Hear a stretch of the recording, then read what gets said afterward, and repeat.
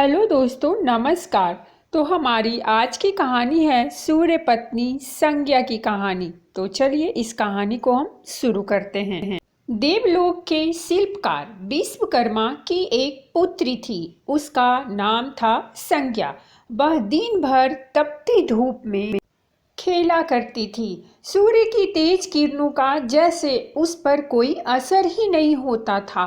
संज्ञा जब बड़ी हुई तो एक दिन विश्वकर्मा और उसकी पत्नी ने संज्ञा को बड़े मुग्ध भाव से सूर्य को निहारते देखा। यह देख विश्वकर्मा बोले, देवी, लगता है हमारी बेटी सूर्य पर मोहित हो गई है। देख रही हो कितने मुग्ध भाव से सूरज की ओर ताके जा रही है। मुझे भी ऐसा ही लगता है स्वामी, विश्वकर्मा की पत्नी ने कहा। सूर्य के सौंदर्य के प्रति संज्ञा का आकर्षण उसकी आयु के साथ बढ़ता ही गया।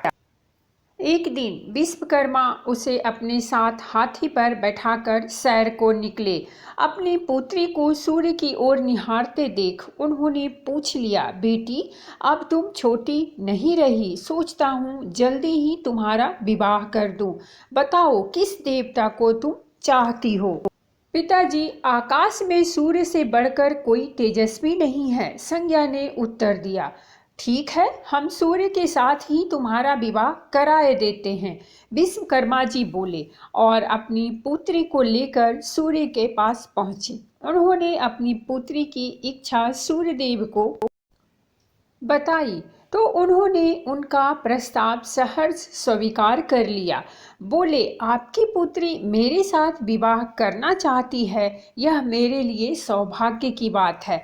पर इससे यह तो पूछ लो कि क्या यह मेरा ताप सहन भी कर पाएगी। विश्वकर्मा संज्ञा को एक ओर ले गए और उससे पूछा, सूर्यदेव का उत्तर तुमने सुन लिया बेटी, अब बताओ सहन कर लोगी हर ऋतु में उनका ताप। हाँ पिताजी, संज्ञा ने बड़े विश्वास के साथ कहा।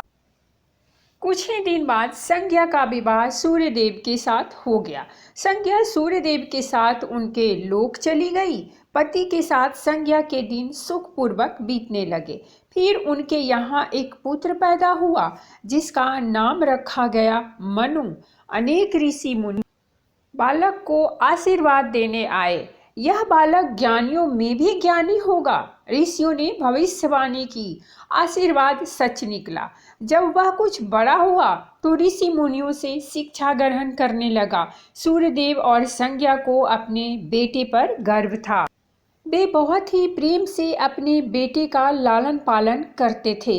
अचानक एक बार ग्रीष्म ऋतु में सूर्य की किरणें बहुत ही प्रखर हो गई। उनका तेज अपनी चरम सीमा पर जा पहुंचा। संज्ञा की चमड़ी झुलसने लगी। सूर्यदेव ने उसे अपने पास बुलाया तो वह अपनी आंखों पर हाथ रखकर उनके पास पहुंची। सूर्यदेव बोले, संज्ञा, मेरी ओर देखो, तुमने अपनी आंखें क्यों ढक ली है। नेत्र खोलो और मेरी ओर देखो, मैं तुम्हारा पति हूँ। स्वामी, आपके ताप से मेरी आंखें खुल नहीं पा रही। संज्ञा ने कहा, इसका अर्थ तो हुआ कि तुम मुझे अपने से दूर कर रही हो। विवाह के पूर्व मैंने तुमसे पूछा भी था कि क्या मेरा ताप सहन कर पाओगी। तुम्हारी सहमति पाकर ही मैंने तुम्हारे साथ विवाह करना स्वीकार किया था, लेकिन अब तुम अपने वचन से मुकर रही हो। सूर्यदेव ने कुछ क्रोधित होते हुए कहा। स्वामी, इसमें मेरा कोई दोष नहीं, संज्ञा बोली। आपका ताप ही इतना प्रखर है कि सूर्यदेव और भी कुपित हो उठे। बोले, सुनो संज्ञा, प्राणवान वस्तुओं को जीवित रखने वाला मैं ही हूँ, परंतु तुमने मेरी ओर से आंखें बंद कर ली। अतः तुम्हारे गर्भ से जो बालक उत्पन्न होगा वह यम होगा। यम अर्थात मृत्यु का देवता। संज्ञा वहां से भाग जाना चाहती थी, लेकिन बच्चों का मोह उसे विवश किए हुए था। संज्ञा की एक सहचरी थी, उसका नाम था छाया, जो हूबहू संज्ञा की ही प्रतिलिपि थी, संज्ञा की तरह ही दिखती थी। उसने इस विषय में छाया से मदद लेने का निश्चय किया। उसने छाया को बुलाया और अपनी समस्या बताई। सुनकर छाया बोली, मुझे क्या करना होगा?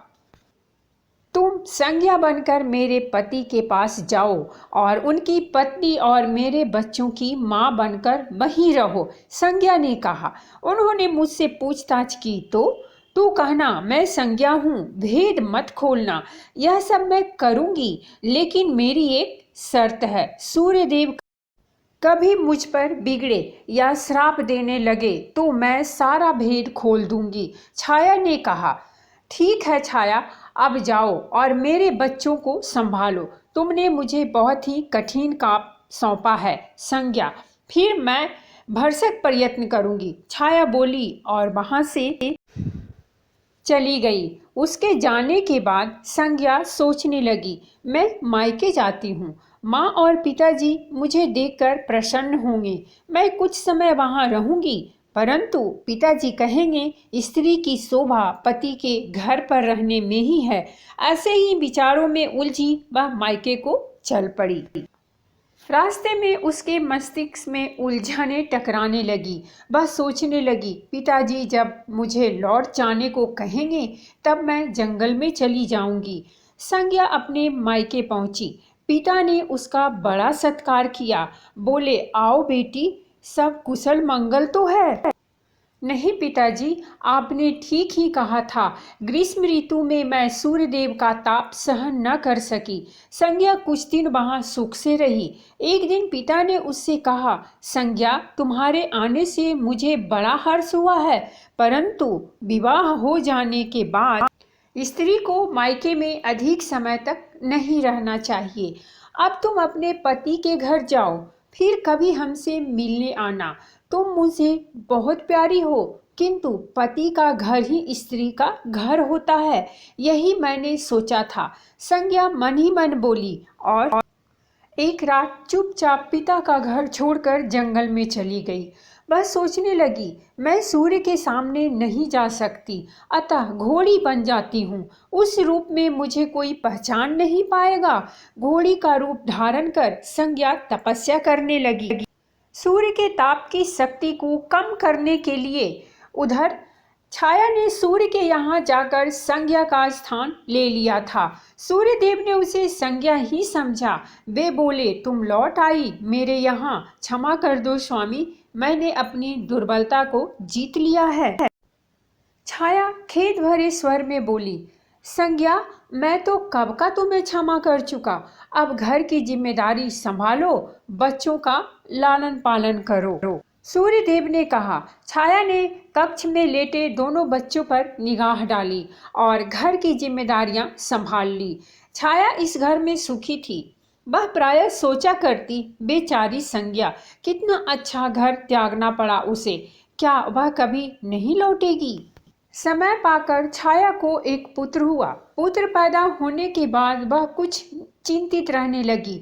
मुझे यह नहीं भूलना चाहिए कि मैं संज्ञा की छाया ही हूँ। छाया ने एक पुत्र और एक पुत्री को जन्म दिया। अब छाया का व्यवहार बदलने लगा। वह अपने बच्चों से तो प्यार करती थी, लेकिन संज्ञा के बच्चों को ताड़ने और उनके साथ दुर्व्यवहार करने लगी। मनु ने तो विमाता के व्यवहार को नजरअंदाज कर दिया, लेकिन यम को उसका व्यवहार खटकता रहा। माता छाया का यमुना बहन के साथ ऐसा व्यवहार करना उचित नहीं। वह अपने बच्चों के साथ तो कितना अच्छा व्यवहार करती है, हम भाई बहन से नफरत। एक दिन तो हद ही हो गई। छाया ने यमुना के बाल पकड़े और उसे डंडे से पीटती हुई बोली, कमबख्तो, मरते भी तो नहीं, मर जाएं तो मेरा पीछा छूटे। जब छाया देर तक यमुना को पीटती रही तो यम से रहा न गया। उसने जाकर छाया का हाथ पकड़ लिया और गुस्से से बोला, बस माता, अब तुमने यमुना पर हाथ उठाया तो मुझसे बुरा कोई न होगा। अच्छा, तेरी यह हिम्मत, मुझे धमकी देता है? ठहर, आज मैं तेरे पिता से इसकी शिकायत करूंगी। छाया क्रोध से सिहर उठी। छाया ने तो इस डर से सूर्यदेव से शिकायत न की कि कहीं उसका भेद उजागर न हो जाए, लेकिन यम और जमुना ने तंग आकर अपने पिता से उसकी शिकायत अवश्य कर दी। पिताजी, यह स्त्री हमारी माँ नहीं है। यम ने कहा, हाँ पिताजी, पुत्र माता से विमुख हो सकता है, परंतु माता की ममता कभी कम नहीं होती। यमुना भी बोल उठी, मैं देख लूंगा, तुम जाओ, डरो नहीं, सब ठीक हो जाएगा। ऐसा कहकर सूर्यदेव ने बच्चों को धैर्य बंधाया, लेकिन बच्चों के जाते ही वे सोच में पड़ गए। बच्चे ठीक कहते हैं, यह अवश्य कोई मायाविनी है। सूर्यदेव गुस्से में भरकर छाया के पास पहुंचे और उसके केस पकड़कर झकझोरते हुए बोले, सच बताओ, तुम कौन हो, अन्यथा मैं तुम्हें कठोर दंड दूंगा। ठहरिए स्वामी, भय से कांपती छाया बोली, मैं संज्ञा की छाया हूँ। वह आपकी देखभाल का भार किसी को सौंपे बिना नहीं जाना चाहती थी, इसीलिए उसने मुझे आपके पास भेज दिया। तो वह कहाँ गई है? सूर्यदेव ने पूछा। अपने पिता के यहाँ। सूर्यदेव सीधे विश्वकर्मा जी के पास पहुँचे और उनसे पूछा, संज्ञा कहाँ है? वह तुम्हारे तेज से बचने के लिए यहाँ आई थी। विश्वकर्मा जी ने बताया। अब वह कहाँ है?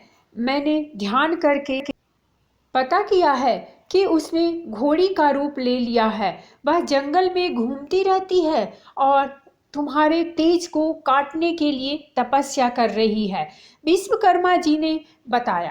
तो आप मेरा तेज घटा दीजिए, सूर्यदेव बोले, फिर उसे खोजने के लिए चलते हैं।